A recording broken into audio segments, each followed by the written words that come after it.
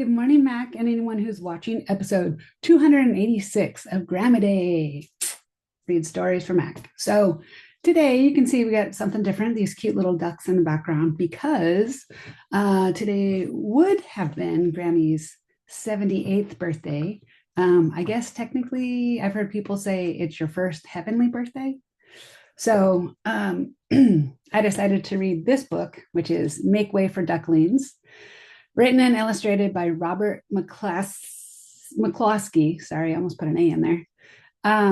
Because it's set in Boston. And when Grammy got her master's at Boston University, we went and visited in the storm when your dad turned 3. It was a big blizzard. And our plane got rerouted to Detroit. And it was a big deal. Anyway, after that visit, she sent him this book. So I made this little note on the cover. It says, "To Eric from Grammy after a visit to Boston." And she sent it on March 1997. Yeah, this book is pretty old. It was published in 1941. So the illustrations and the ink, everything's brown. Interesting, right? So it says, Mr. and Mrs. Mallard were looking for a place to live, but every time Mr. Mallard saw what looked like a nice place, Mrs. Mallard said it was no good. There were sure to be foxes in the woods or turtles in the water, and she was not going to raise a family where there might be foxes or turtles. So they flew on and on. Makes sense. She wants to keep her little ducklings safe. When they got to Boston, they felt too tired to fly any farther. There was a nice pond in the public garden with a little island on it. The very place to spend the night, quacked Mr. Mallard. So down they flapped. See the little island?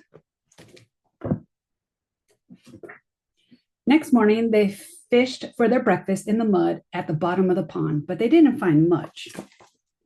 There's a park bench and someone reading a paper. Oh, there's their little heads bobbing down. Just as they were getting ready to start on their way, a strange, enormous bird came by. It was pushing a boat full of people, and there was a man sitting on its back. "Good morning," quacked Mr. Mallard, being polite. The big bird was too proud to answer, but the people on the boat threw peanuts into the water. So the Mallards followed them all around the pond and got another breakfast better than the first. Okay, so Boston has these big swan boats, so you can go on it and go around the pond. Well, the little lake, whatever it's called. I guess pond. "I like this place," said Mrs. Mallard, and they climbed out onto the bank and waddled along. "Why don't we build a nest and raise our ducklings right in this pond? There are no foxes and no turtles, and the people feed us peanuts. What could be better?" "Good," said Mr. Mallard, delighted that at last Mrs. Mallard had found a place that suited her. But, see, there they are talking, and there's some kids going by on the park on their bikes. "Look out," squawked Mrs. Mallard, all of a dither. "You'll get run over." And when she got her breath, she added, "This is no place for babies. With all those horrid things rushing about, we'll have to look somewhere else."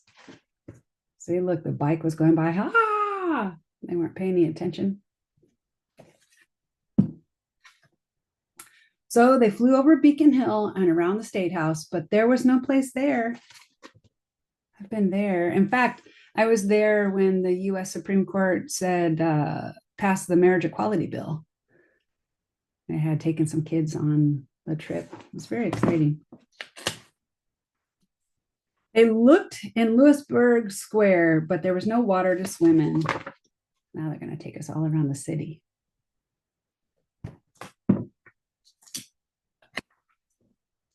And they flew over the Charles River. "This is better," quacked Mr. Mallard. "That island looks like a nice quiet place, and it's only a little way from the public garden." "Yes," said Mrs. Mallard, remembering the peanuts. "That looks like just the right place to hatch ducklings." We've been there. There's a Tea Party Museum ship there. That's really fun. So they chose a cozy spot among the bushes near the water and settled down to build their nest. And only just in time, for now they were beginning to molt, and all their old wing feathers started to drop out, and they would not be able to fly again until the new ones grew in. They are. But of course, they could swim, and one day they swam over to the park on the riverbank, and there they met a policeman called Michael. Michael fed them peanuts, and after that, the mallards called on Michael every day. Yeah, right. You give me free snacks, I'll be there too. After Mrs. Mallard had laid 8 eggs in the nest, she couldn't go to visit Michael anymore because she had to sit on the eggs and keep them warm. She moved off the nest only to get a drink of water or to have her lunch or to count the eggs and make sure they were all there. Same. Me on a flight to DC with a bunch of kids. One day the ducklings hatched out. First came Jack, then Cack, then Lack, then Mac, then Knack, and Whack, and Pack, and Quack. Mr. and Mrs. Mallard were bursting with pride. It was a great responsibility taking care of so many ducklings, and it kept them very busy. Right? That's a lot of kids. One day, Mr. Mallard decided he'd like to take a trip to see what the rest of the river was like further on. So off he set. I'll meet you in a week in the public garden, he quacked over his shoulder. Take good care of the ducklings. Don't you worry, said Mrs. Mallard. I know all about bringing up children. And she did. There they all are. Still, that's a lot. That's a lot of babies. She taught them how to swim and dive. Okay.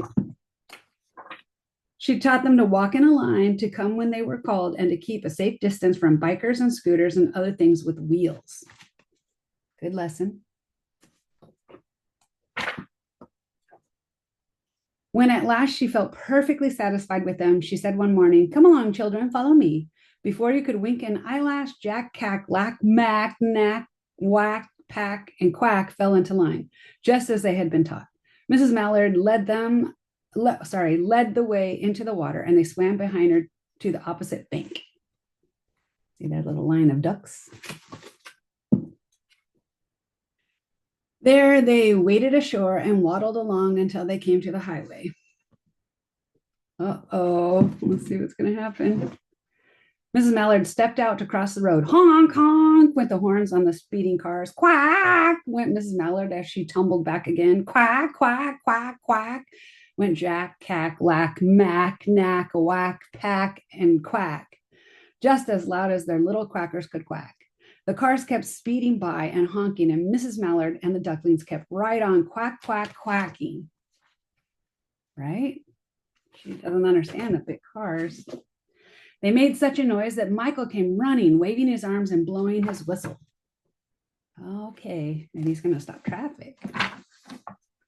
He planted himself in the center of the road, raised one hand to stop the traffic, and then beckoned with the other, the way policemen do, for Mrs. Mallard to cross over. Oh, good. Look at, they're all safe. 1, 2, 3, 4, 5, 6, 7, 8. They're all there. Thanks, Michael. Officer Michael. As soon as Mrs. Mallard and the ducklings were safe on the other side and on their way down Mount Vernon Street, Michael rushed back to his police booth. Very nice. He called Clancy at headquarters and said, there's a family of ducks walking down the street, Clancy said. Family of what? Ducks, yelled Michael. Send a police car, quick. Oh, sorry, he's from Boston, so he's probably like, send a police car, quick.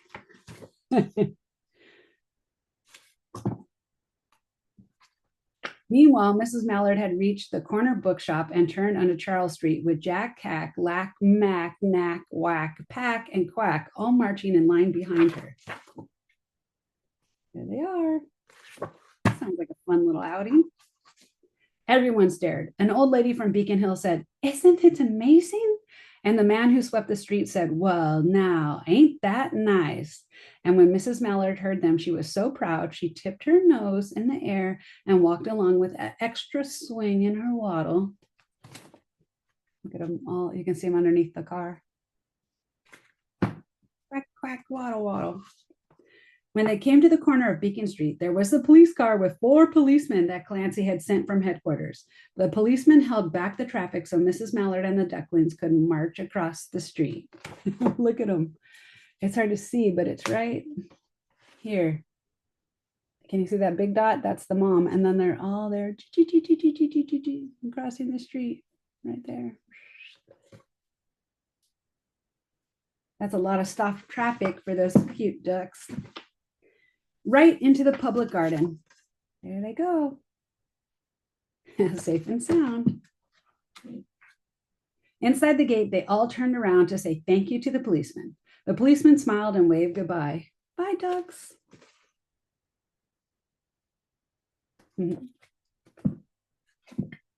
When they reached the pond and swam across the little island, there was Mr. Mallard waiting for them, just as he had promised. There they go. They're going to go swimming to the island. The ducklings liked the new island so much that they decided to live there. All day long, they followed the swan boats and all day long, they follow the swan boats and eat peanuts. Here we go. It's not a bad gig if you can get it. And when night falls, they swim to their little island and go to sleep.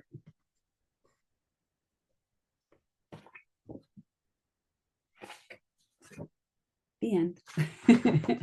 In fact, there's a cool statue, or I guess I should say a collection of statues that is in Boston where it's the mother duck and there's the little baby ducks and they're all in a row like that. And it's super cute. So this reminds us of Grammy and remembers how much that she loved all of us and how much we loved her, and happy Pride Month. And this is the last shirt, my last post that she liked. Yay. So anyway, I love you very much. And we'll have a little Grammy memory session tonight when we make her fish tacos and have lots of cups and plates and bowls and dishes and some black coffee. Love you, kiddo.